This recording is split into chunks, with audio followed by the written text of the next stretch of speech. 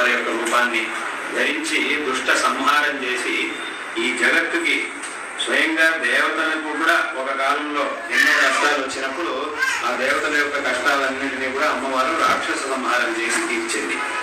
కాబట్టి ఈ విధంగా భక్తులకు వచ్చినటువంటి కష్టాన్ని పరిహరించి అనుగ్రహించడం కోసం మహాకాళీ స్వరూపిణిగా ఆ అమ్మవారు మనకి దర్శనమిస్తుంది.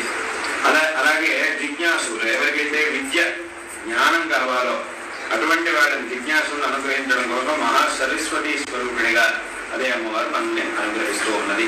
అదేవిధంగా ఎవరికైతే ఐశ్వర్యం కావాలో వాళ్ళని అనుగ్రహించడం కోసం అదే అమ్మవారు మహాలక్ష్మీ స్వరూపిణిగా మనల్ని అనుగ్రహిస్తూ ఉన్నది. వాస్తవంగా ఇవన్నీ కూడా మనం చూసేటటువంటి భగవంతుడి యొక్క అనేక రూపములు ఏవైతే ఉన్నాయో ఇవన్నీ కూడా సగుణ రూపాలు. అసలైనటువంటి రూపం ఏముంది అని అంటే పరబ్రహ్మ స్వరూపం, నిర్గుణ స్వరూపం. జ్ఞానులకి కావలసినటువంటిది ఆ రూపం.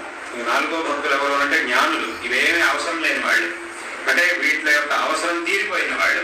ఒక చదువు, ఏదో కష్టాలు వచ్చినాయనో, అథవా ఏదో ఐశ్వర్యం కావాలనో, ఇంకా ఏదో విద్యగా ఇంకా ఏదో తెలుసుకోవాల్సింది ఉందానో అనేటటువంటి స్థితి నుంచి పైకి వచ్చినటువంటి ఆ స్థితిని దాటినటువంటి వారు, ఇంకా దేని యొక్క అవసరము లేనటువంటి వాళ్ళని జ్ఞానులు. అంటే అసలైనటువంటి తత్వాన్ని తెలుసుకున్నప్పుడు ఇవేమీ ఇంకా అవసరం లేదు, వీటన్నింటినీ దాటేసి